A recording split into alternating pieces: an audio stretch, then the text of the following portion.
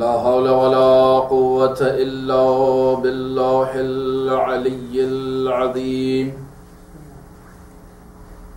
أعوذ بالله من الشيطان الرجيم. بسم الله الرحمن الرحيم.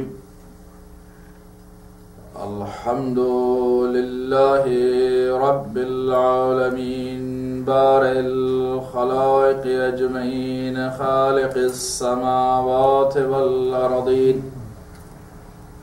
ثم الصلاة والسلام على عبده ورسوله وحبيبه وصفيه أشرف الأنبياء والمرسلين الذي سمي بالقرآن بطه وياسين والمزمل والمدثر أبي القاسم محمد صلى الله عليه وآله وسلم وعلى أهل بيته الطيبين الطاهرين المعصومين المظلومين المنتجبين، لا سيما بقية الله في الأرضين الروح وأرواح العالمين لتراب مقدمه الفداء، ولعنة الدائم الأبدية على أعدائهم أجمعين من الآن إلى قيام يوم الدين.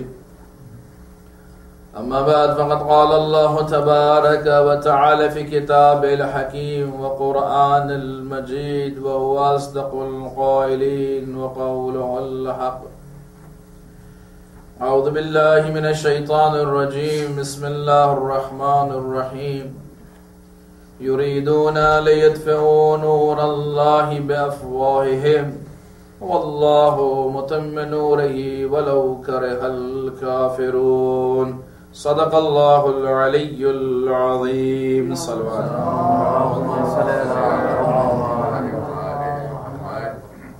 پروردگار کا احسان ہے کہ پروردگار نے یہ بصیرت ہمیں عطا فرمائی کہ ہم قرآن اور صاحبان قرآن یعنی اہل البیت علیہم السلام کے ماننے والے، ان کے چاہنے والے اور ان کے نقش قدم پر چلنے والے قرار پائیں. اہل بیت علیہم السلام کی جو قربانیاں ہیں، بلکہ ان کی تمام سراپا جو زندگی ہے وہ قربانی ہے پروردگار کی راہ میں، اس لیے کہ یہ وہ ہستیاں ہیں کہ جنہوں نے اپنے آپ کو فنا فی اللہ کر لیا، اللہ کی ذات میں فنا کر لیا. یعنی پھر ان کا عمل جو ہمیں بظاہر نظر آتا ہے، ان کا خود کا عمل نہیں ہوتا ہے، بلکہ ان کی گفتار تکلم الہی بن جاتی ہے، کلمت اللہ بن جاتی ہے. ان کے ہاتھ جو کام کرتے ہیں وہ ید اللہ بن کر کام کرتے ہیں، اور ان کی نگاہیں جو بصیرت رکھتی ہیں یہ عین اللہ کی بصیرت ہوتی ہے. جو عقل و شعور اور جو علم سرازیر ہوتا ہے عوام تک اور لوگوں تک پہنچتا ہے، یہ علم انسانی نہیں بلکہ الہی علوم ہوتے ہیں کہ جو ہم تک پہنچتے ہیں اور تشنگان علوم کو سیراب کرتے ہیں. یہ وہ ہستیاں جن کی ذات میں ہمیں خدا نظر آتا ہے، جن کو انسان جب دیکھتا ہے تو خدا کو یاد کرتا ہے. اور مثالیں خود اہل بیت کی کردار میں موجود ہیں. وہ واقعہ آپ نے بارہا سنا ہے، لیکن صرف ایمان کو تازہ کرنے کے لیے دوبارہ اس واقعے کو مختصراً بیان کروں. وہ واقعہ امام ہفتم باب الحوائج امام موسیٰ کاظم علیہ السلام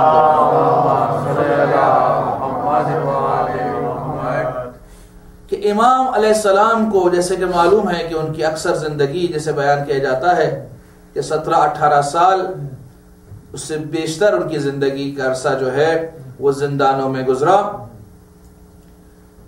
لیکن انہیں جب بھی انہیں زندان میں رکھا جاتا تھا ایک مختلف زندان میں اور قید خانے میں رکھا جاتا تھا.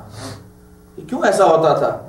اس لیے کہ امام جس زندان میں جاتے تھے وہاں کے جو نگہبان ہوتے تھے، وہاں پر جو گارڈز ہوتے تھے، جو ان کے پہرے دار ہوتے تھے، وہ سب کے سب امام پر ایمان لے کر آیا کرتے تھے، اور یہ کوئی دلیل ان کو پیش نہیں کرنی پڑتی تھی کہ کوئی علمی بحث مذاکرہ ہوتا تھا، بلکہ جب امام کے کردار کو اور ان کی پرہیزگاری کو دیکھتے تھے، ان کی جب نماز کو، ان کی جب عبادت کو دیکھتے تھے تو متاثر ہوئے بغیر نہیں رہتے تھے.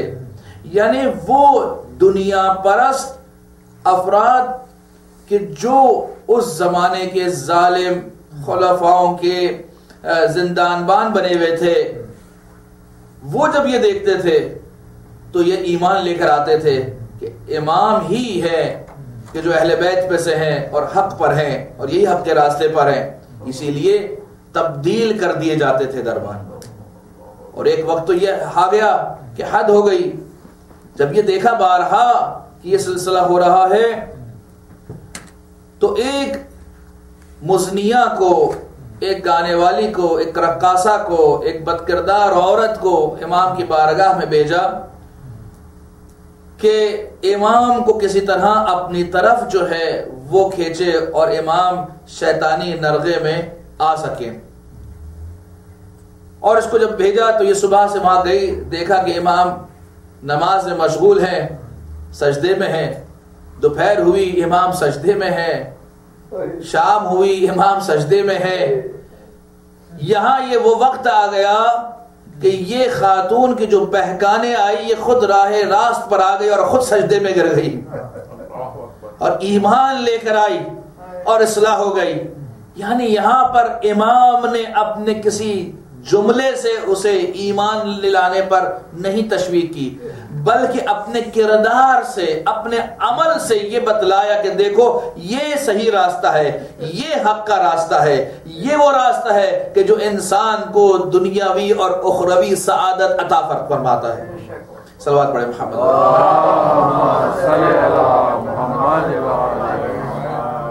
وہی میرے امام کا کردار اور یہ ہمارا کردار کہ ہمارے لیے واقعاً یہ 2-4 رکعتیں جو ہم نمازیں پڑھتے ہیں وہ پڑھنا بھی ہمارے لیے دشوار ہو جاتی ہے. اگر کبھی سجدے میں 1 دفعہ ذکر کے بجائے 3 دفعہ ذکر کریں تو یہ سوچتے ہیں کہ بہت طویل ذکر کر لیا، بہت طولانی ذکر کر لیا. جبکہ ائمہ کی یہ تو عام روش تھی کہ 7 مرتبہ ذکر رکوع اور ذکر سجدہ کرتے تھے، اور خاص روش کے اندر 70 مرتبہ ذکر رکوع کیا کرتے تھے اور ذکر سجدہ کیا کرتے تھے. عزیزان گرامی دیکھیں کہ یہ امام جن کو ہم امام مانتے ہیں، عزیزان گرامی آپ لوگ سب ماشاءاللہ باجماعت نماز پڑھتے ہیں، بچے بھی باجماعت نماز پڑھتے ہوں گے.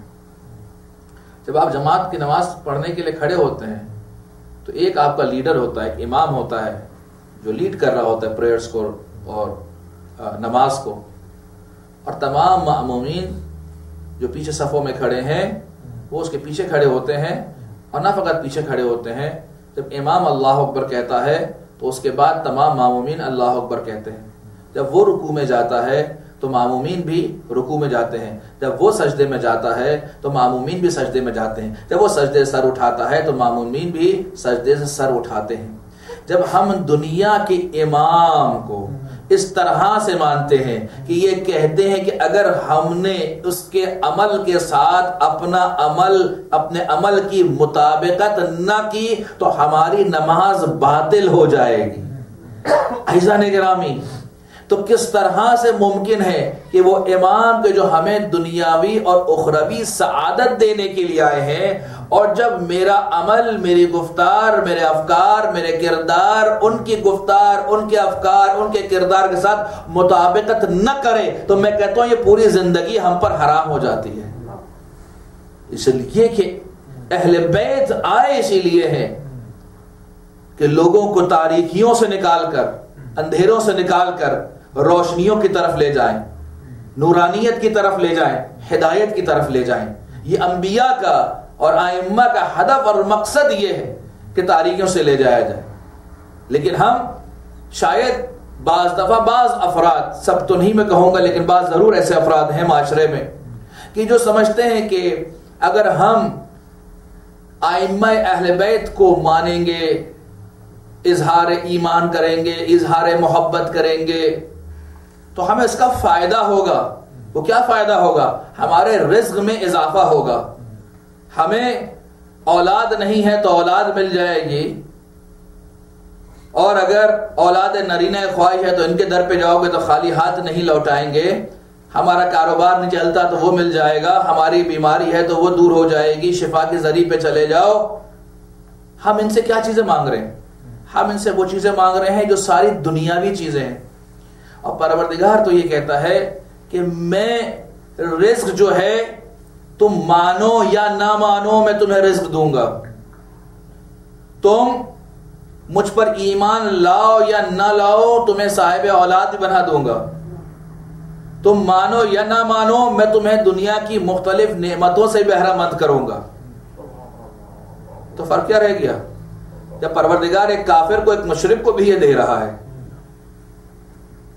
سورہ بقرہ کی 126ویں آیت اور اس کے آس پاس کی دوسری دو تین آیتیں، جس میں جب حضرت ابراہیم علیہ السلام نے حضرت اسماعیل علیہ السلام کے ساتھ مل کر خانہ کعبہ کی تعمیر نو کی، رینوویٹ کیا خانہ کعبہ کو، اور اس کے بعد ہاتھوں کو بلند کر کے دعا مانگی، اے پروردگارا جو اس سرزمین پر یہاں پر رہنے کے لیے آئے اس کے لیے تو رزق عطا فرمانا اسے، اور تو اسے امنیت عطا فرمانا، اسے ایک سیف اور ایک پیسفل ماحول اسے تو دینا، اور اسے رزق اور روزی اور اس کا سبسٹنس تو اسے عطا فرمانا.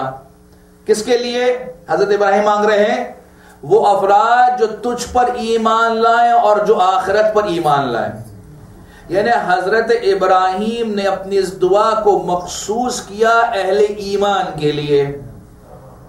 پروردگار فرماتا ہے ابراہیم نہیں، یہ رزق اور یہ امنیت صرف ان کے لیے نہیں ہوگی بلکہ ان کے لیے بھی ہوگی کہ جو مجھ پر ایمان نہیں لائیں گے.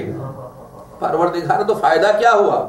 پروردگار پہ فائدہ بیان کرتا ہے، لیکن ان کفار اور مشرکین کو یہ جو دنیاوی نعمتیں ہیں یہ قلیل مدت کے لیے دوں گا، صرف دنیا تک یہ نعمتیں باقی رہیں گی. ثم استرہ الی عذاب علیم، اور ان کے بعد انہیں کھینچتا ہوا جہنم کے عذاب میں لے جاؤں گا. بس جب مومن ہوتا ہے تو مومن اس دنیا میں بھی اللہ کی نعمتوں سے بہرہ مند ہوتا ہے اور آخرت میں بھی بے شمار نعمتوں سے بہرہ مند ہوتا ہے. لیکن ایک مشرک اور کافر اور ملحد اور ایتھیسٹ ہے، وہ دنیا کی ظاہری نعمتیں تو اسے مل جاتی ہیں لیکن اخروی نعمتوں سے محروم رہتا ہے. اگر کوئی انسان انبیاء پر اور کوئی انسان اہل بیت ائمہ اہل بیت پر ایمان لاتا ہے لیکن ان کے نقش قدم پر نہیں چلتا ہے تو دنیاوی نعمتیں تو مل جائے گی. مگر آپ نے نہیں سنا کتنے ایسے ہندو ہوتے تھے کہ جو جاتے ہیں بارگاہ امام حسین پر، حضرت عباس کے روزے پر دعا مانگتے، روزے پہ بھی نہیں، اسی طرح کے شبیہ ہم بارگاہوں میں جاتے ہیں اور یہاں پہ دعا مانگتے ہیں، قبول ہو جاتی ہے. تو پروردگار قبول کرتا ہے. آپ دعائے ماہ رجب المرجب میں امام زین العابدین سید الساجدین علیہ السلام کی دعا آپ صلوات پڑھیں. نعرہ حیدری. آپ اس دعا کو پڑھتے ہیں کہ جس میں امام فرماتے ہیں یومن ارجو لکل خیر وآمنوا سخط عند کل شر یا من یعطی الکثیر بالقلیل. اے وہ ذات کہ جو قلیل تھوڑے سے عمل پر بہت زیادہ دیتی ہے. یا من یعطی القلیل بالکثیر یا من یعطی من سأل یا من یعطی من لم یسألہ من لم یعرفہ. پروردگار تو اسے بھی دیتا ہے جو تجھ سے مانگتا ہے، یعنی تجھے مانتا ہے اور تجھ سے مانگتا ہے، اور تو اسے بھی دیتا ہے جو تجھ سے نہیں مانگتا اور تجھے نہیں مانتا. پھر بھی تو اسے دیتا ہے. تو پروردگار میں تو تیری بارگاہ میں آیا, تجھے ایمان بھی رکھتا ہوں, تجھے مانتا بھی, مجھے عطا فرما. اور دعا یعنی یہ ظاہری نعمتیں ہر ایک کو ملنی ہیں, ظاہری مشکلات ہر ایک کے ساتھ پیش آنی ہیں. تو فرق کیا ہے اگر انسان اہل بیت کو مانے یا نہ مانے؟ وہ کون سا ایسا خزانہ ہے کہ جو اہل بیت کے پاس ہے اور دوسروں کے پاس نہیں ہے؟ عزیزان گرامی, اگر دیکھا جائے تو مولا کائنات نے, جناب فاطمہ زہرا نے, جناب حسنین نے, جناب فضہ نے, دیکھا جائے تو 3 دن اپنے حصے کی ایک ایک روٹی دی. یعنی 5 افراد نے 5 روٹیاں دی غریبوں کو. لیکن اللہ کے راستے پر خیرات کرنے والے ایسے بھی افراد تھے کہ جنہوں نے پورا کے پورا گھر لٹا دیا, پورا کے پورا گھر لٹا دیا. علی کے گھر سے 15 روٹیاں گئی ہیں, لوگوں نے پورا کے پورا اثاثہ اپنے گھر کا لٹا دیا. لیکن کیا ہوا؟ لیکن پروردگار عالم نے ان 15 روٹیوں کو قبول کر لیا اور قرآن کی آیت نازل ہو گئی. یا گھر کے گھر لٹا دیے لیکن کوئی آیت نازل نہیں ہوئی. پروردگار کے نزدیک خلوص, تقوی, یہ وہ خصوصیات ہے کہ جو دوسروں کے پاس نہیں ہیں, دوسروں کے در سے نہیں مل سکتی ہے, آپ کو در اہل بیت سے ملے گی. علم کا خزانہ کہ جو خود لوگ در اہل بیت پر آتے تھے, چاہے شروع کا زمانہ اور رسول اللہ کی رحلت کے بعد کا زمانہ ہو, چاہے بعد میں امام پنجم, امام ششم, یا حتی دیگر ائمہ کے دور کا, کہ جب بھی کوئی بھی حکومت کا شخص, کوئی بھی خلیفہ کسی بھی علمی گفتگو میں پھنس جاتا تھا تو کہتا تھا جاؤ آل رسول کو بلا کے لے کر آؤ. امام وقت تشریف لاتے تھے اور اس گتھی کو سلجھاتے تھے اور اسلام کو اور مسلمانوں کو شرمندگی سے محفوظ کرتے تھے, اس لیے کہ یہ حجت خدا ہے, اس لیے کہ علم کا خزانہ ان کے گھروں میں ہے, اس لیے کہ یہ رسول اللہ کی نبوت اور رسالت کے, یہ صاحبان نبوت اور رسالت ہے, اس نبوت اور رسالت کے مشن کو آگے لے کے بڑھنے والی یہ تمام ہستیاں ہیں. اس لیے ان کے پاس ہمیں لینے کیا جانا چاہیے؟ علوم لے کر جانا چاہیے, ان فضیلتوں کو, ان کمالات کو کہ جو پروردگار عالم نے ان اہل بیت مطہر کو دیا ہے اور دیگران کے پاس, دوسروں کے پاس یہ موجود نہیں ہے. آپ کو روٹی کسی گھر مل جائے گی, کپڑا کسی کے پاس سے مل جائے گا, لیکن جو چیز نہیں ملے گی وہ علم نہیں ملے گا, وہ حلم نہیں ملے گا, وہ شجاعت نہیں ملے گی, وہ سخاوت نہیں ملے گی, وہ علوم نہیں ملیں گے, وہ قرآن نہیں ملے گا, وہ دین نہیں ملے گا, وہ فہم نہیں ملے گی, وہ فراست نہیں ملے گی, وہ صلابت نہیں ملے گی, وہ استقامت نہیں ملے گا, وہ ایمان کا درجہ نہیں ملے گا کہ جو آپ کو در اہل بیت پر ملے گا.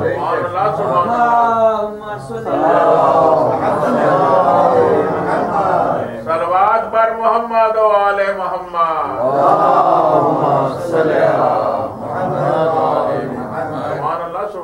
بھائیزان گرامی, یہ کچھ چیزیں انسان کی زندگی میں بڑے نیچرل ہوتی ہیں. ہر ایک کی زندگی مشکلات آتی ہیں, تنگی آتی ہے, تو صرف مسلمانوں کے ساتھ نہیں, اہل ایمان کے ساتھ نہیں ہے, کافروں کے ساتھ بھی ہے. صاحب آل اولاد جو ہے وہ یہ اہل ایمان بھی ہوتے ہیں, کافر بھی ہوتے ہیں. تو یہ مشکلات, یہ تمام چیزیں دنیا کی ہیں, بے شک اس میں شک نہ کیجئے گا.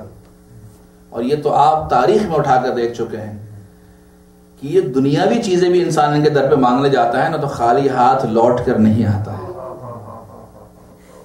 خالی ہاتھ لوٹ کے نہیں جاتا ہے. ہماری گناہگار آنکھوں نے اپنے خود مشاہدہ کیا ہے حرم مطہر امام ہشتم سامن الحجج علی ابن موسیٰ رضا علیہ السلام کے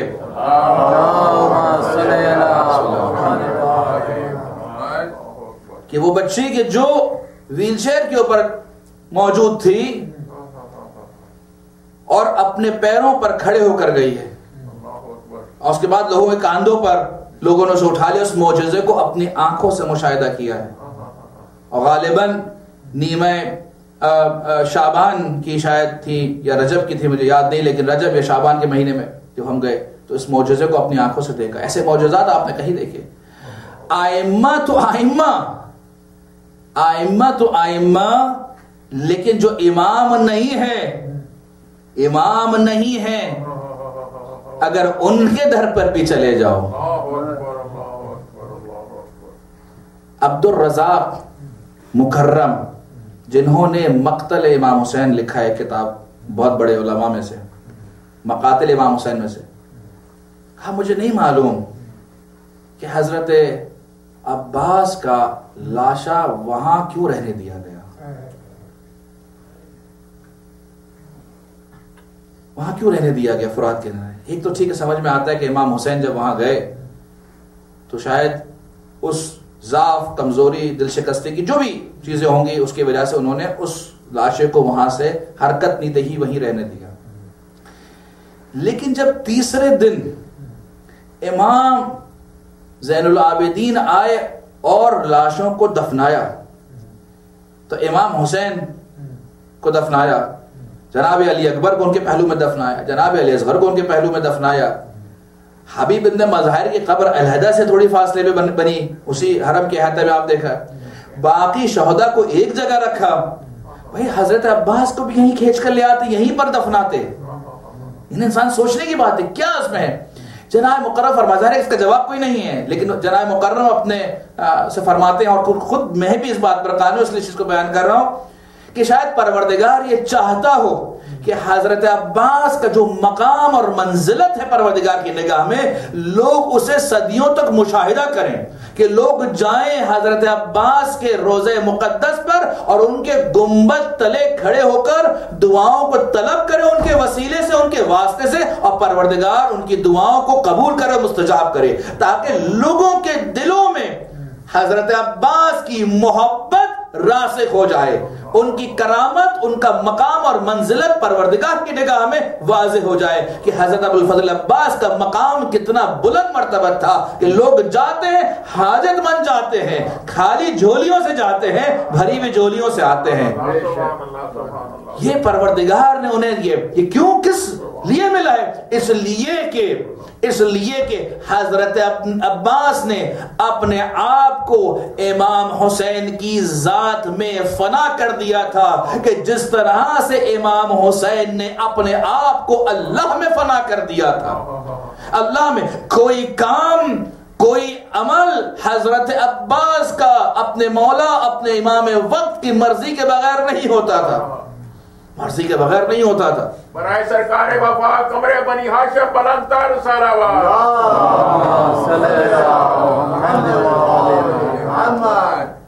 در اہل بیت سے ہم کیا لینے جاتے ہیں؟ ہم کیا چاہتے ہیں اہل بیت سے؟ ہمیں پہلے اپنے آپ سے سوال کرنا چاہیے، ہم کیا چاہتے ہیں؟ عزیزان گرامی، اگر یہ دنیا چاہتے ہیں تو ہم یہ جانتے ہیں کہ اہل بیت اہل دنیا نہیں.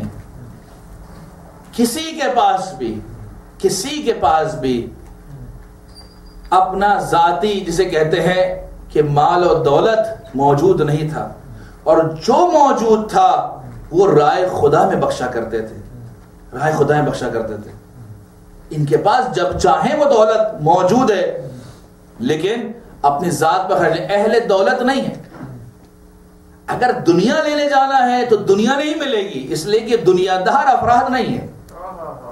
اور اگر دین لینے جانا ہے تو پھر دین سیکھنے کے لیے آنا ہوگا، صرف مزے لینے کے لیے نہیں آنا ہوگا. ہمیں مزے لینے نہیں ہوگا. جیسے انسان اسکول جاتا ہے، یونیورسٹی میں جاتا ہے، تو وہاں مختلف جو ہے وہ کلاسز ہوتی ہیں، کوئی میتھس کی ہے، کوئی فزکس کی ہے، کوئی کیمسٹری کی ہے، کوئی کسی اور اس کی ہے. تو ساری کلاسز جو ہے وہ انٹرسٹنگ نہیں ہوتی ہیں، مزیدار نہیں ہوتی ہیں، کچھ بورنگ ہوتی ہیں، کچھ انٹرسٹنگ ہوتی ہیں. تو کیوں اس کلاس میں سے اٹھ کر نہیں چلا جاتا ہے انسان؟ یا کیوں ان چیزوں کو، سبجیکٹس کو نہیں چھوڑ دیتا؟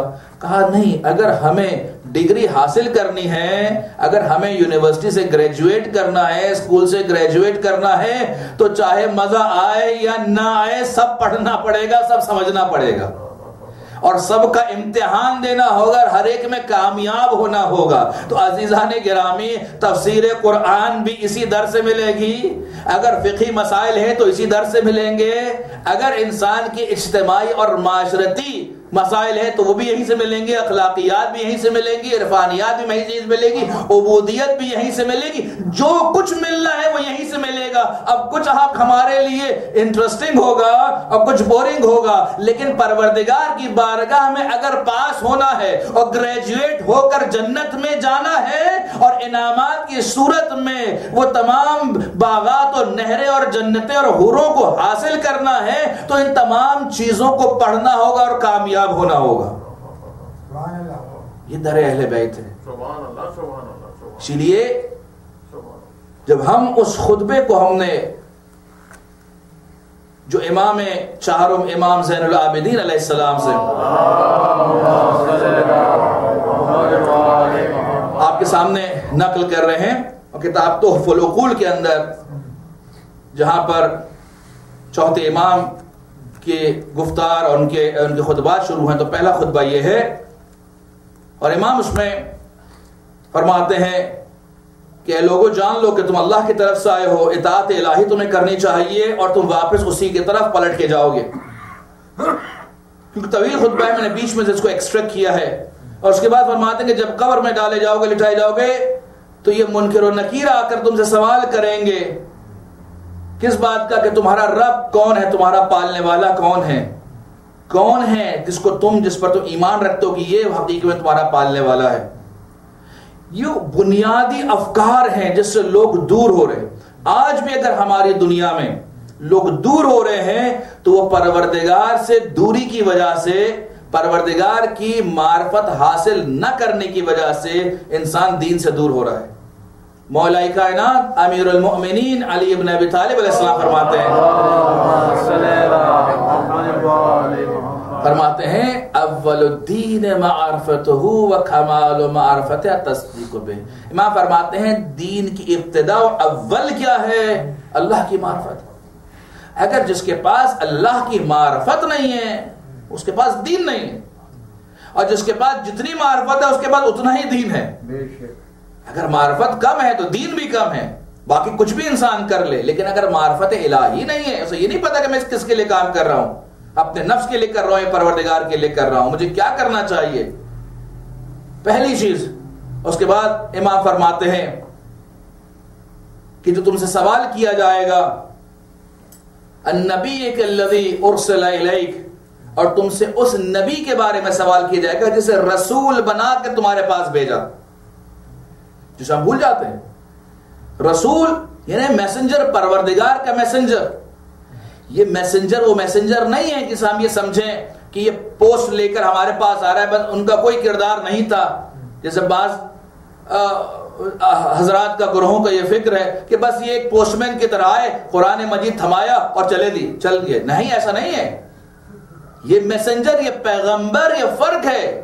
یہ پیغمبر، یہ میسنجر، لقد کان لکم فی رسول اللہ اسوۃ حسنہ، یہ میسنجر اور یہ پیغمبر کون ہے؟ یہ پیغمبر کہ جو ہمارے لیے نمونہ عمل ہیں، اسوہ ہے ہمارے لیے، جنہیں ہمیں دیکھ کر ہمیں آگے بڑھنا ہے کہ یہ انہوں نے کس طرح سے اپنی زندگی کو گزارا، ہمارے لیے ہر ہمارے فیصلے کے اندر ہے، ہم نے کیا ان کے ساتھ سلوک کیا، کتنا ہم نے یہاں پر رسول اللہ کی سیرت کو، ان کے کردار کو، ان کی احادیث کو پڑھا اور سمجھنے کی کوشش کی ہے، ان کے کاموں کو، ان کی حکمت عملی کو، اور کہاں پر لے کر جانا چاہتے تھے، کیا کرنا چاہتے تھے، ہم نے ان کے کاموں کو کتنا سمجھا، اور ہم نے سمجھنے کے بعد ان کو کتنا اچیو کرنے کی کوشش کی ہے، کتنا ہم نے اس کو حاصل کرنے کی کوشش کی ہے۔ یعنی ہم فار گرانٹیڈ لیتے ہیں کہ ٹھیک ہے ہمارا رسول تھا، ٹھیک ہے بہت ہو گیا، صلوات پڑھ دی، بہت سے بہت یہ ہو گیا تمام کا، بس نہیں، ہمارے نہیں، ہمیں کردار کو اور سیرت کو سمجھنا ہے۔ ایسا تو نہیں کہ ہم نے رسول اللہ کو بھلا دیا ہو اور ان کے ہدف کو، اس لیے کہ اگر ہم نے رسول اللہ کو بھلا دیا تو ہم نے قرآن کو بھلا دیا، ہم نے رسول اللہ کو بھلا دیا تو ہم نے اہل بیت کو بھلا دیا، اس لیے کہ رسول اللہ مرکز ہیں، پوائنٹ آف اٹریکشن ہے، کائنات کا پوائنٹ آف اٹریکشن ہے۔ کیوں؟ اس لیے کہ پروردگار عالم حدیث قدسی میں فرماتا ہے اے حبیب کہ اگر میں تمہیں خلق نہ کرتا اگر میں تمہیں خلق نہ کرتا، میں تمہیں پیدا نہ کرتا تو میں اس پوری کائنات کو پیدا نہ کرتا. یہ حدیث میں ہے کہ اے رسول ہم نے اس کائنات کو تمہاری خاطر پیدا کیا ہے. یعنی میں اور آپ اور اس کائنات کا ذرہ ذرہ مرہون منت وجود پر نور اور اقدس رسول اکرم محمد مصطفیٰ صلی اللہ علیہ وآلہ وسلم. خود سوچئے کہ ہم نے اپنے اب تک کی زندگی میں کتنا رسول اللہ کو پڑھا ہے، کتنا سمجھنے کی کوشش کی ہے، کیونکہ جتنا ان کو سمجھیں گے اتنا ہی ہمیں دین سمجھ میں آئے گا. کیا واقعی ہم نے رکھا ہے؟ کیا ہم نے اپنے ہاں پروگرامز رکھے؟ کیا ہمارے سینٹرز میں سوائے ایک کاسمیٹک طور کے اوپر میلاد کے انعقاد کے علاوہ کوئی اور کام ہوتا ہے؟ کوئی ہدفدار، کوئی ایسا کام کہ جس میں ایک ورکشاپ کی طرح ہو، ایک سیمینار ہو، ایک کانفرنس ہو، کوئی ایسی چیز ہو کہ جس سے ہم خود سیکھ کر جائیں، صرف دکھانے کے لیے نہ ہو، اپنے سیکھنے کے لیے ہو. ہمیں خود کو ضرورت ہے، ہمیں نہیں معلوم ہے، ہم جاہل ہیں، ہم کم علم ہیں، ہمیں نہیں معلوم ہے رسول اللہ کے بارے میں، ذرا برابر بھی نہیں معلوم ہے، مختصر بہت کم کہ ہم نے خود کیا کوشش کی ہے. تو کیا ہم جب قیامت پر سوال کیا جائے گا تو ہم کیا جواب دیں گے؟ کیا ہم کس عقیدے سے ہم رسول اللہ کو مانتے ہیں اور کیا مانتے ہیں اور کیا سمجھتے ہیں؟ اس کے بعد امام فرماتے ہیں کہ تم سے سوال کیا جائے گا ان کتابک الذی کنت تتلو، تم سے تمہاری کتاب کے بارے میں سوال کیا جائے گا. ان کتابک الذی، تم سے سوال کیا جائے گا کتاب کے بارے میں کہ جو تم پڑھتے ہو. کون سی کتاب؟ ایک تو وہ فوراً بات آتی ہے کہ قرآن یہاں پر منظور ہے، لیکن نہیں، کتاب سے مراد یہاں پر ہے وہ دستور اور منشور جس پہ تم عمل کرتے ہو. وہ تم کہاں سے لیتے ہو؟ دیکھیں میں اور آپ اپنی زندگی میں کوئی نہ کوئی عمل تو انجام دے رہے ہیں. سوال صرف یہ پیدا ہوتا ہے کیا یہ عمل ہمارا مطابق قرآن ہے یا نہیں.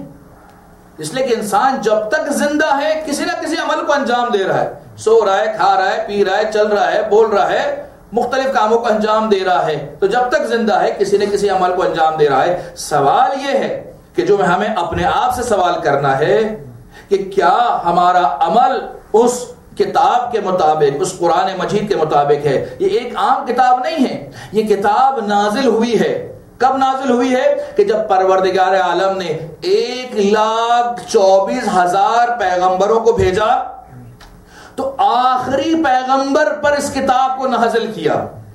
جب 313 صحیفوں کو نازل کیا اور کم سے کم 4 اولو العزم کتابوں کو نازل کیا، 3 اولو العزم کتابوں کو نازل کیا، تو اس کے بعد قرآن مجید کو نازل کیا. تو یہ ایک مکمل کتاب، یعنی اس کتاب کے کمال میں، اس کی ایکسلنس اور پرفیکشن میں 1,24,000 انبیاء کی محنتیں، زحمتیں، ان کے کام، ان کی تمام تکالیف اس میں شامل ہیں. اور معمولی طور پہ اس کو لے لیتے ہیں، قرآن نے پڑھ لیا، رمضان نے پڑھ لیا، اپنے سنڈے اسکول میں بچوں کو پڑھا دیا، ہم نے کہا بس بہت کام کر لیا ہم نے. قرآن پڑھنا اب عجیب بات ہے. آپ مجھے بتائیں کیا قرآن کا پڑھنا واجب ہے؟ کوئی واجب کسی نے نہیں لکھا، کسی مجتہد نے لکھا قرآن کا پڑھنا واجب ہے. قرآن کا دیکھنا واجب ہے؟ نہیں. قرآن کا چھونا واجب ہے؟ نہیں. قرآن کا ترجمہ پڑھنا واجب ہے؟ نہیں. پھر کیا واجب ہے؟ قرآن کی تفسیر واجب ہے؟ نہیں. قرآن پر عمل کرنا، اس کے مطابق عمل کرنا، یہ واجب ہے. اب اس عمل کرنے کے مقدمے کے طور پر ہے کہ انسان پڑھے گا تو سمجھے گا اور سمجھے گا تو عمل کرے گا، ورنہ تمام چیزیں تمام کی تمام مستحب ہیں. اور اصل چیز یہ ہے قرآن مجید پر عمل کرنا. تو ہم مستحب کے طور پر زندگی میں ایک دفعہ قرآن کو تو پڑھ لیتے ہیں، لیکن اس کے بعد پھر ہمیں یاد نہیں رہتا ہے. آپ کہ جب بچہ چھوٹا تھا، ذرا بزرگوں کو اپنی جوانی میں لے کر جاؤں، وہ تصور کریں کہ جب ان کا بچہ چھوٹا تھا اور جب مکتب سے مدرسے سے آتا تھا، یہی 3-4 سال 5 سال کا بچہ آ کر فرفر آپ کو کوئی سورہ پڑھ کے سنا دیا، کوئی دعا پڑھ کے سنا دی، کوئی پوئٹری، کوئی نظم، کوئی پوئم سنا دیا، آپ کتنے خوش ہوتے تھے؟ جو مہمان آ رہے سے بتانا رہے ہمارا بچے نے اتنے سورہ یاد کر لیے، اتنی پوئٹری یاد کر لی، اس نے یہ یاد کر لیا، اس نے یاد کر لیا۔ اب یہ بچہ جو 4 سال کا ہے، اگر یہ بچہ جو 40 سال کا بھی ہو کر اسے اتنا ہی یاد ہو تو پھر کیا کہیں گے آپ؟ یعنی جو 4 سال میں یاد تھا وہی 40 سال میں ہے، کوئی اس میں آگے نہیں بڑھا ہے، وہ وہیں کا وہیں رہ گیا ہے۔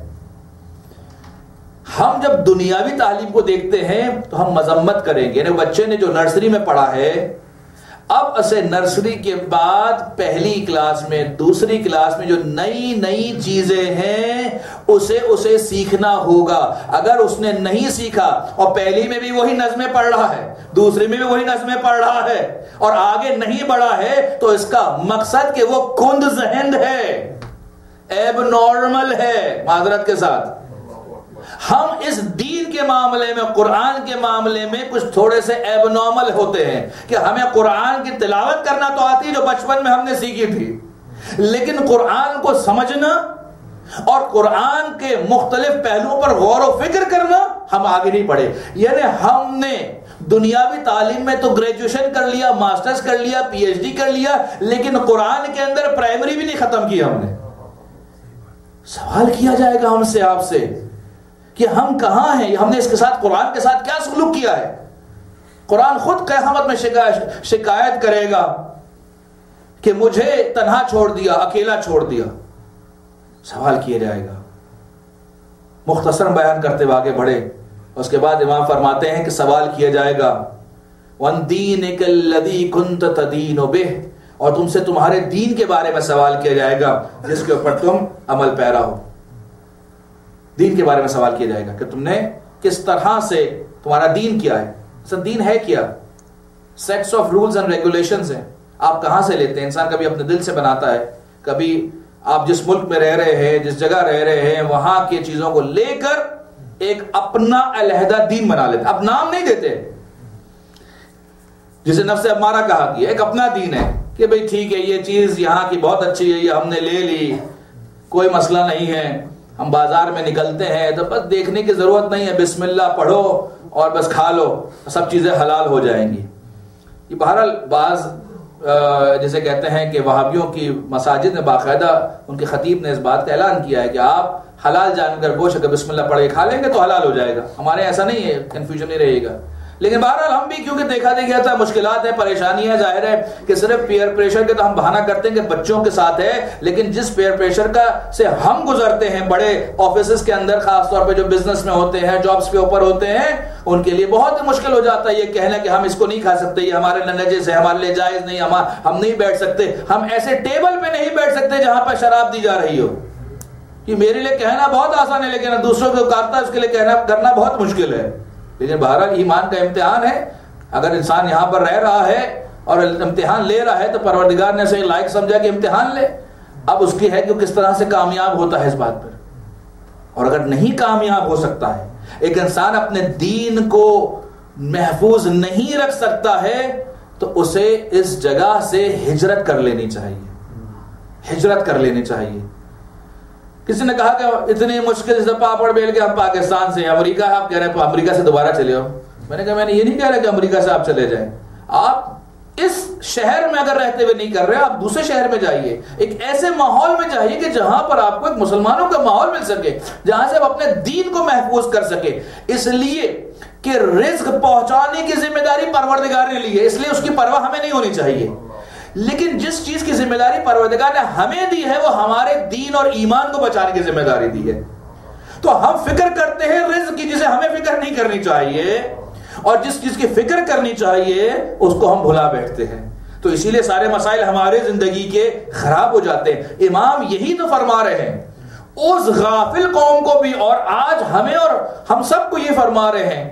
یہ ہمیں بعض دفعہ یہ لگتا ہے، بعض دفعہ اکثر ہم جب بھی پڑھتے ہیں ہمیں لگتا ہے کہ شاید ہمارے ہی وقت کے لیے امام نے خطبہ دیا ہے، ہمیں ہی، ہم سے خطاب کر رہے ہیں امام کہ اے ظاہر میں دیندار ہو، اے ظاہر میں مسلمان ہو، حقیقی دیندار بنو، اپنے پروردگار کو پہچانو، اپنے رسول کے اسوے کو دیکھو، آپ جس کتاب کے اندر جو پیغام آیا اس پیغام کو سمجھو، تمہارا دین کیا ہے، تم دین کہاں سے لے رہے ہو، دین کہاں سے لے رہے ہو. اس لیے کہ یہ حدیث کے اندر ہے کہ جب تم اپنے بچیوں کو شادی کرو ان کی، تو دیکھو کہ مرد کا دین کتنا دیندار ہے وہ. اس لیے کہ عورت اپنے مرد کے دین پر ہوتی ہے، یعنی جیسے وہ کر رہا ہوتا ہے اسی کی طرح سے انجام دے رہی ہوتی ہے،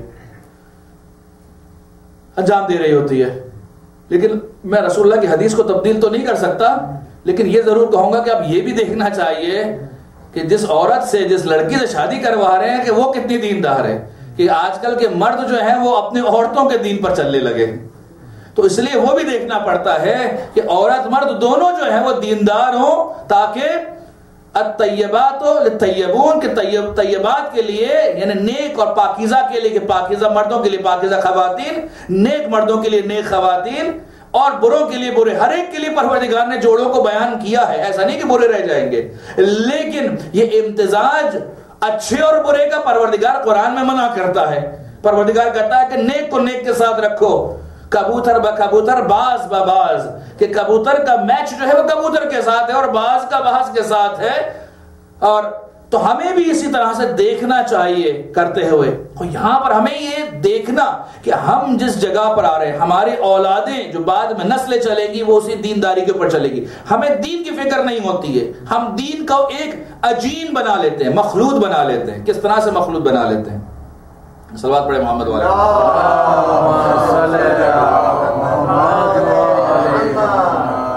نعرہ حیدری.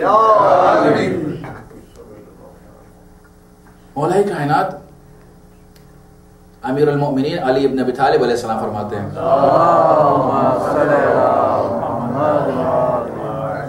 فرماتے ہیں کہ جب یہ منافقین آتے ہیں اور باطل کو پیش کرنا چاہتے ہیں تو ایسی باطل کو سامنے نہیں لے آتے کہ یہ تم اس حق پر عمل نہ کرو، یہ باطل اس پر عمل کرو.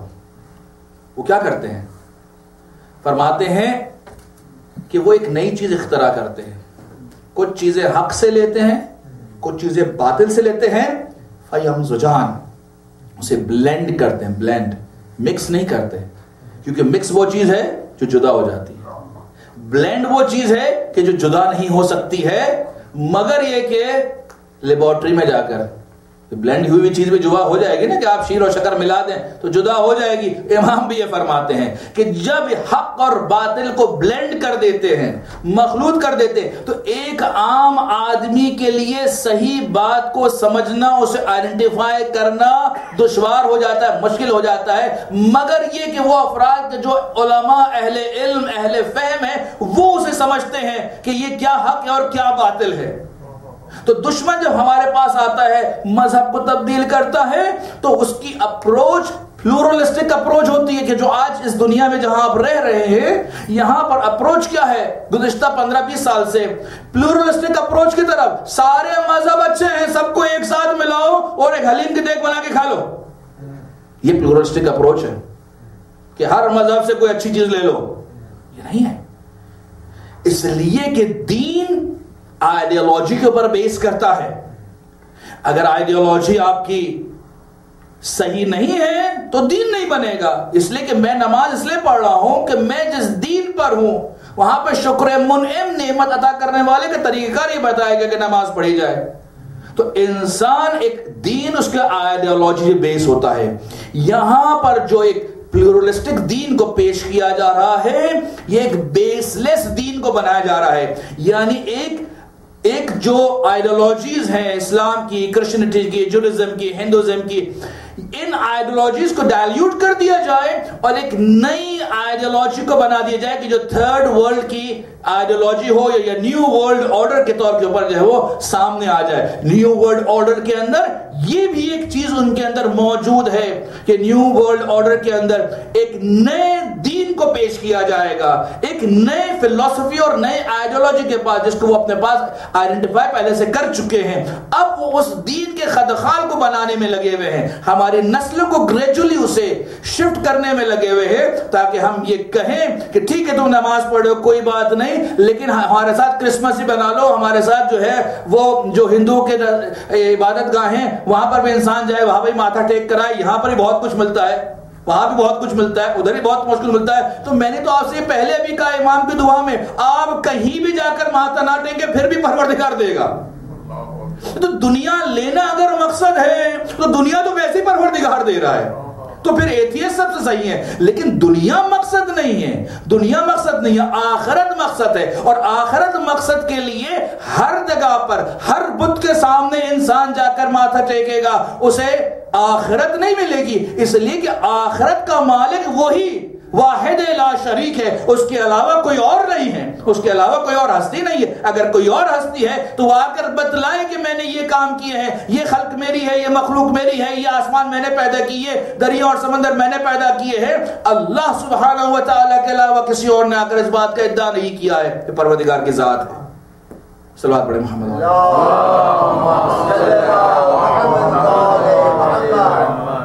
وَإِمَامِكَ الَّذِي كُنْتَ تَتَوَلَّى، اور تم سوال کیا جائے گا تمہارے امام کے بارے میں کہ جس کی ولایت کو تم نے قبول کیا ہوا ہے۔ کون ہے امام؟ کس امام کے پیچھے ہم چل رہے ہیں؟ کس رہبر، کس رہنما، کس لیڈر؟ یہ سوال کیا جائے گا۔ یہ کہنا کہ یہاں پر ہم امام بارگاہ میں آ کر، مساجد میں آ کر ہم حسین حسین کریں کہ ہمارے امام حسین ہیں، دعا امام زمانہ پڑھیں، دعا فرج امام زمانہ پڑھیں، لیکن جب عملی میدان میں جائیں تو ہمارا جسے کہتے ہیں کہ رخ کبھی دائیں طرف کی طرف ہو، کبھی بائیں کی طرف ہو، کبھی ادھر دیکھیں کبھی ادھر دیکھیں، اور صراط مستقیم کو بھول جائیں، یعنی right wing leaders, left wing leaders کی طرف ہم جا رہے ہیں اور جو صراط مستقیم ہے اس کو بھول جائیں۔ یہ ائمہ امام بارگاہوں کے لیے نہیں آئے کہ آئے اور نماز پڑھائیں آپ کو، نہیں، یہ ہمیں اس دنیا کے اندر، دنیا میں کیسے رہنا یہ بتلانے کے لیے آئے۔ تو اگر کاروبار کرنا ہے تو اسی امام سے پوچھنا ہوگا، سیاست کرنی ہے تو اسی امام سے پوچھنا ہوگا، اگر تعلقات برقرار کرنا ہے تو بھی اسی امام سے پوچھنا ہوگا، تعلیم حاصل کرنی ہے تو بھی اسی امام سے پوچھنا ہوگا، یعنی ہر مسئلے میں اس امام کی طرف رجوع کرنا ہوگا کہ امام علیہ السلام کس چیز سے راضی ہیں، اور جب تک ہم اس کام کو عملی نہیں کریں گے اس وقت تک ہم سربازان امام زمانہ عجل اللہ تعالی فرج و شریف نہیں قرار پا سکتے۔ صلوات پڑھیں محمد والے۔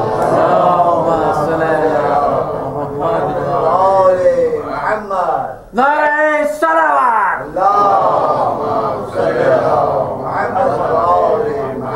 برائے سرکار حجت بلند تر صلوات۔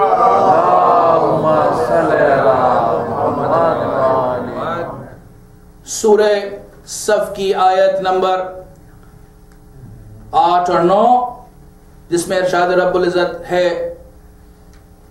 بسم اللہ الرحمن الرحیم، یریدون لیطفئوا نور اللہ بافواہہم واللہ متم نورہ ولو کرہ الکافرون هو الذي ارسل رسوله بالهدى ودين الحق ليظهره على الدين كله ولو كره المشركون۔ پروردگار یہاں پر وعدہ دے رہا ہے، ہمیں بتلا رہا ہے، ہمت دے رہا ہے، حوصلہ دے رہا ہے کہ دیکھو یہ کفار، یہ مشرکین، یہ اپنی تمام تر قدرت لگاتے ہیں تاکہ اللہ کے نور کو، اللہ کی ہدایت کو بجھا دیں اور ختم کر دیں۔ یریدون لیطفئوا نور اللہ، یقیناً یہ چاہتے ہیں کہ اللہ کے نور کو خاموش کر دیا جائے۔ کس طرح سے خاموش کیا جائے؟ کس طرح سے خاموش کیا جائے؟ اپنے منہ کی پھونکوں سے بجھا دیا جائے۔ کون سے منہ کی پھونکیں؟ پروردگارا یہاں تو بڑے بڑے میزائل ہیں، ہائیڈروجن بمز ہیں، نیوکلر بمز ہیں، بڑا اسلحہ موجود ہے، میڈیا موجود ہے، پروردگارا تمام ان کے پاس انفراسٹرکچر موجود ہے، اتنا کچھ ہے۔ پروردگارا کہتا ہے یہ سب کچھ بھی جمع ہو جائے، سب کچھ بھی جمع ہو جائے۔ پروردگار تو قرآن پہلے بھی چیلنج دے چکا ہے کہ انس و جن مل کر بھی جمع ہو جائے تو ہماری ایک آیت، ایک سورے کا جواب نہیں لا سکتے ہیں۔ تو اگر یہ چند لوگ مل کر یہ تمام چیزوں کو جمع بھی کر لیں تو اے اہل ایمان گھبراؤ نہیں، پریشان نہ ہو، یہ اللہ کے نزدیک پھونک مارنے کے برابر ہے. جس طرح سے پھونک سے ایک شمع بھی نہیں بجھ پاتی ہے کبھی، اس طرح سے پروردگار کا نور کیسے بجھایا جائے گا؟ پروردگار کی ہدایت کو کم نہیں کیا جائے گا. یہ افراد مایوس ہو جائیں گے، ناکام ہو جائیں گے، یہ کامیاب نہیں ہو سکتے. لیکن ہاں، اگر ہمارا ایمان کمزور ہوا تو یہ ہمیں ڈرانے میں کامیاب ہو سکتے ہیں. یہ اللہ کے راستے میں کامیاب نہیں ہوں گے، لیکن ہمیں ڈرانے میں، ہمیں گھبرانے میں، ہمیں پیچھے ہٹانے میں، اللہ کے راستے سے ہٹانے میں یہ ہمیں کامیاب ہو سکتے ہیں. اللہ کے سامنے کامیاب نہیں ہوں گے، لیکن ہمارے سامنے کامیاب ہو جائیں گے. اگر ہم نے اللہ کی رسی کو مضبوطی سے تھام کر نہیں رکھا. اور اللہ کی رسی کیا ہے؟ عروۃ الوثقی کیا ہے؟ اللہ کی رسی قرآن و اہل بیت اطہار ہے. یہ رسی کو تھامے رکھنے کا مقصد یہ ہے کہ مشکلات آئیں گی، پریشانیاں آئیں گی، تکالیف آئیں گی، لیکن اگر اس راستے پر ڈٹے رہے، جمے رہے، تو جس طرح سے پروردگار کو کامیابی حاصل ہوگی. اور جب تم پروردگار کے لشکر میں شامل ہو جاؤ گے تو یہ کامیابی تمہارا بھی نصیب بن جائے گی. تو پروردگار کے لشکر کا جو لیڈر اور رہبر ہے، میرے وقت کا امام زمانہ عجل اللہ تعالی فرجہ الشریف ہے.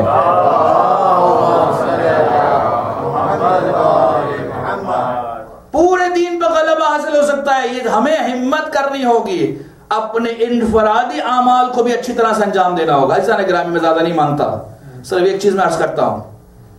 امام حسین کے ماننے والے ہیں، چاہنے والے ہیں، عزادار ہیں، بیٹھے ہیں یہاں پر اپنا وقت نکال کر پرسہ دینے کے لیے جناب زہرا کو. امام زمانہ کے منتظرین میں سے ہیں. یقیناً امام کی غیبت میں امام کے لیے ضرور گریہ کرتے ہوں گے، اپنی نماز شب میں ضرور یاد کرتے ہوں گے اپنے مولا کو، کیونکہ یہ میرے مولا کا فرمان ہے اپنے مومنوں کو، اپنے اہل ایمان کو، کہ اپنی نماز شب میں مجھے ضرور یاد کیا کرو. عزیزان گرامی، آج ہی فیصلہ کریں کہ میں حسین کا چاہنے والا، میں جو یہ کہتا ہوں صدائے حل من ناصر ینصرنی آج بھی آ رہی ہے. آج بھی ندائے امام حسین ہم تک آ رہی ہے کوئی میری مدد کرنے والا ہے، کوئی میری نصرت کرنے والا ہے، کوئی حرم آل رسول کی حفاظت کرنے والا. اور میں یہ چاہتا ہوں میں کہوں لبیک یا حسین، لبیک یا حسین. تو یہ لبیک میرے عمل میں ہو، میرے عمل میں ہو، میرے ایمان کی گہرائی کے ساتھ وہ عمل صادر ہو.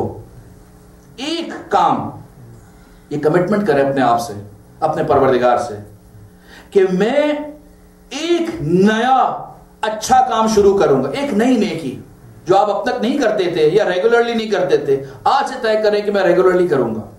کوئی بھی نیک کام ہے، مثلا آپ کہیں کہ میں روزانہ 2 رکعت نفل نماز پڑھوں گا، اس کا ثواب جو اپنے امام زمانہ کو دوں گا. میں اپنی جانب سے اور اپنے تمام گھر والے مرحومین کی جانب سے روزانہ صدقہ نکالا کروں گا، اور روزانہ صدقہ نکالتا ہوں تو صدقے میں امام زمانہ کو بھی شامل کر دیا کروں گا. میں کوئی بھی ایک نیک کام کریں کہ میں ایک نئی کتاب لوں گا اور اسے پڑھنا شروع کروں گا تاکہ میں دین کو سمجھ سکوں. کہ یہ سوچیں کہ میں قرآن کو روزانہ زیادہ تو نہیں پڑھ سکتا، میں 1 صفحہ پڑھوں گا، 1 صفحہ نہیں، آدھا صفحہ نہیں، 1 آیت پڑھوں گا اور اس کا ترجمہ، اور بس. اب تک نہیں کر رہے تھے آپ، ایک آیت قرآن کی 1 آیت سے شروع کریں. کوئی نیک عمل کریں، کوئی دعا، امام سجاد کی دعائیں، کوئی دعا کہ آپ کہیں کہ آج سے میں اس عمل کو انجام دوں گا. عزیزان گرامی، اگر اس طرح سے ابتدا کریں، یہ پہلا قدم ہوگا. اور اسی طرح سے ایک برے عمل کو ترک کر دیں. ایک برے عمل کو، بہت سارے برے اعمال انسان انجام دیتا ہے. پروردگار ستار العیوب ہے. یہ پروردگار کی مہربانی ہے کہ پروردگار ہمارے عیبوں پر، گناہوں پر پردہ ڈال کے رکھتا ہے اور ہماری عزت کو، احترام کو دوسروں کے سامنے برقرار رکھتا ہے.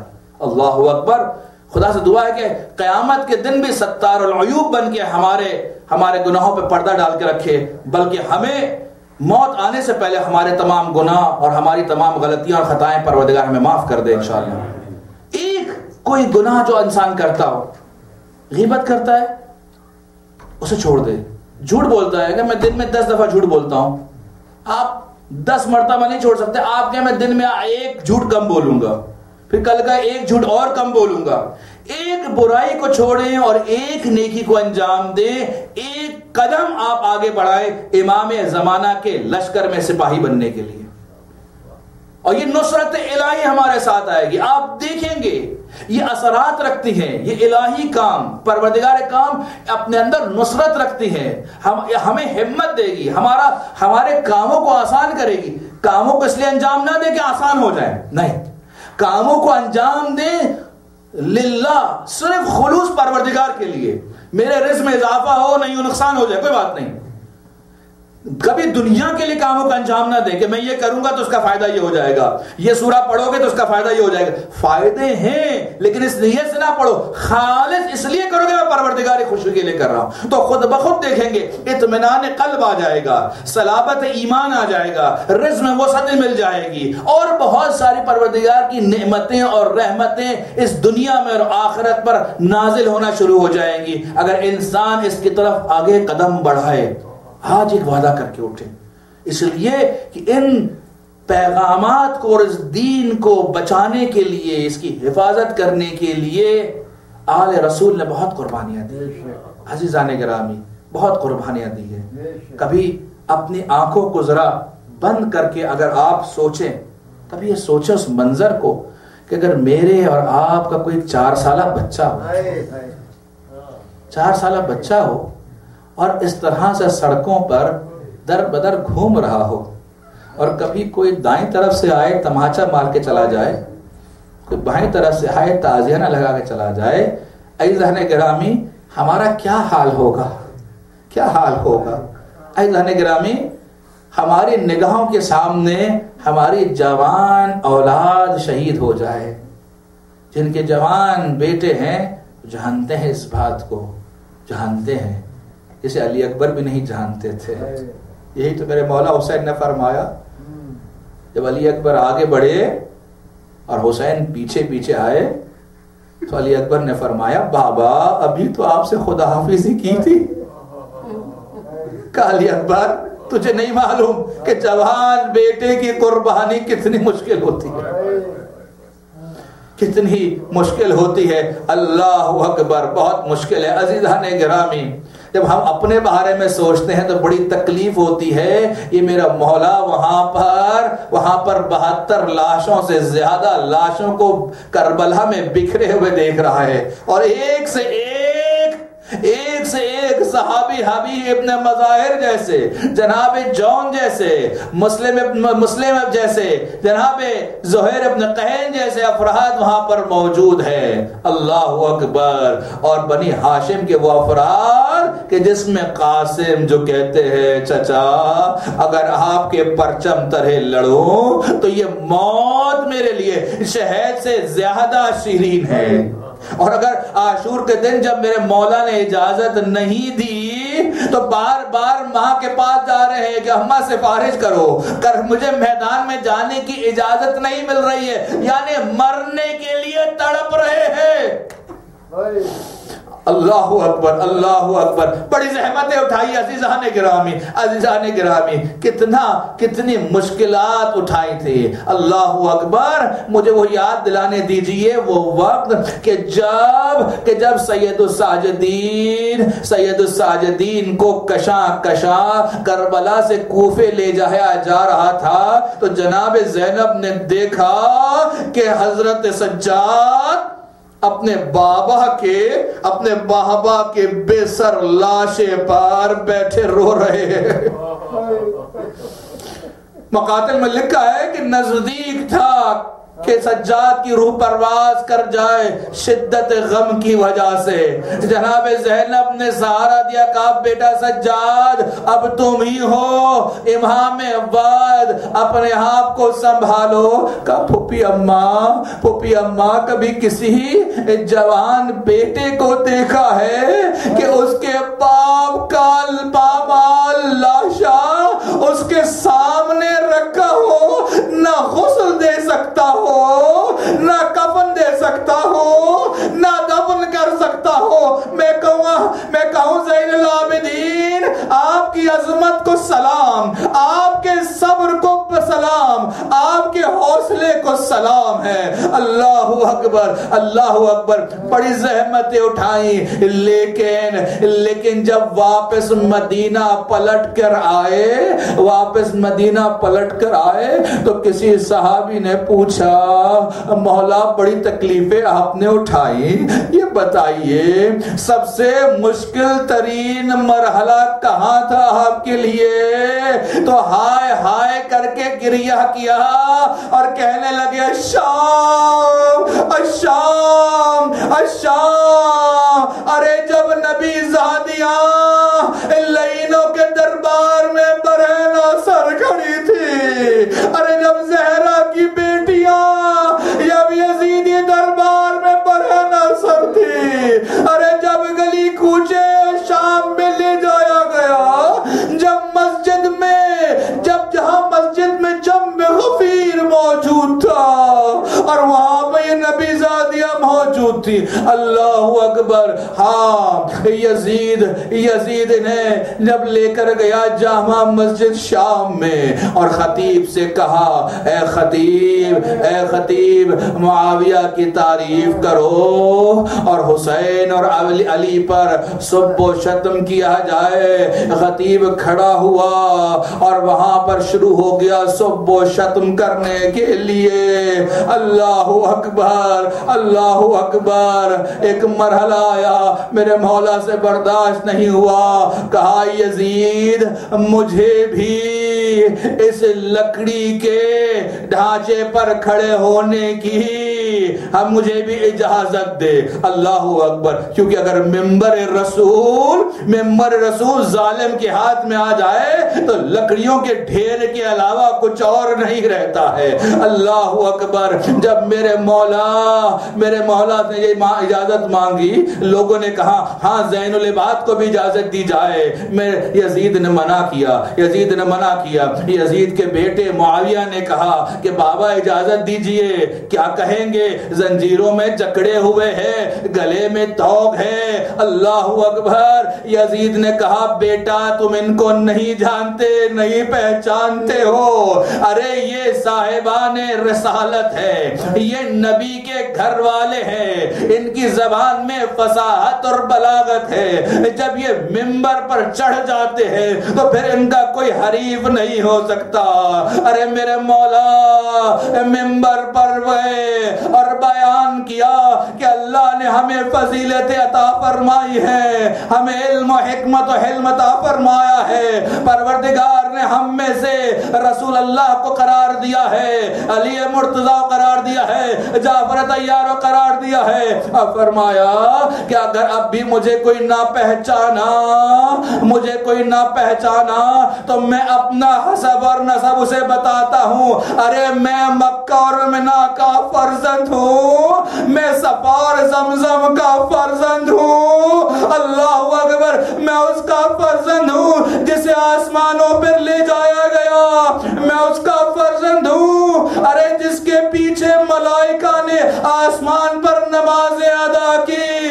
ارے میں فرزند ہوں رسول خدا کا، میں فرزند ہوں علی مرتضی کا، ارے میں فرزند ہوں فاطمہ زہرا اور خدیجہ کبریٰ کا، ارے میں فرزند ہوں اس کا جسے پیاسا نہر فرات کے کنارے شہید کر دیا گیا، ارے میں فرزند ہوں اس کا جس کو ذبح کر دیا گیا، میں فرزند ہوں اس کا جس کا لاشا بے گور و کفار ارے القمہ کے پاس موجود ہے۔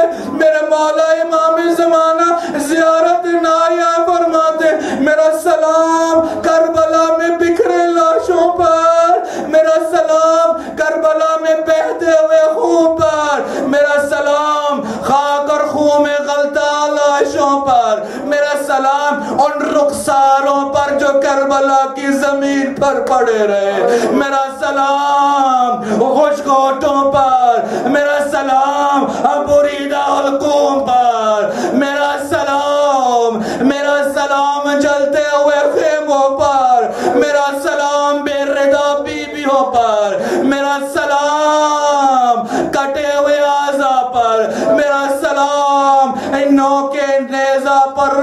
سر پر جنہیں ایک شہر سے دوسرے شہر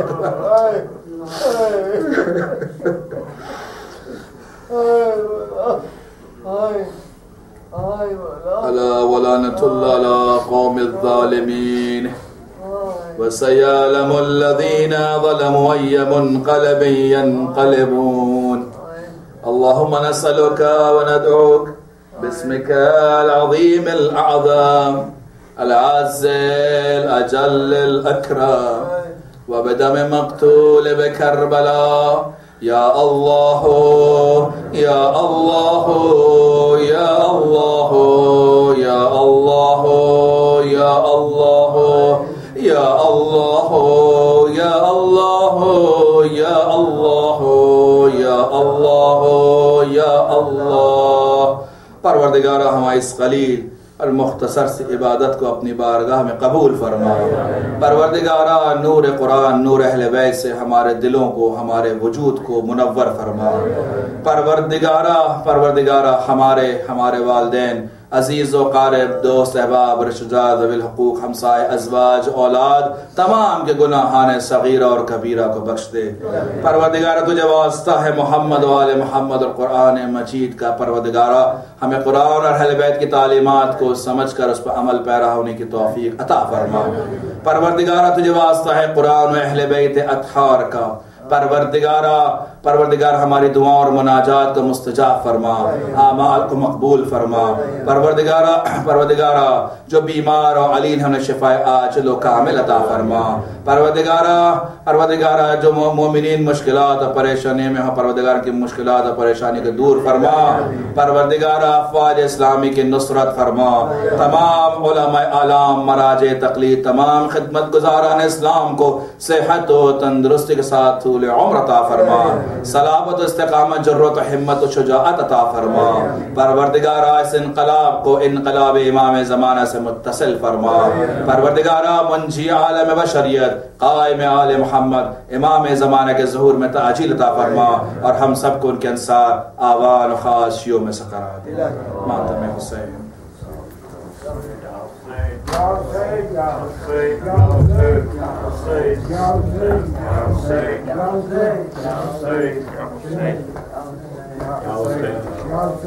Hussein.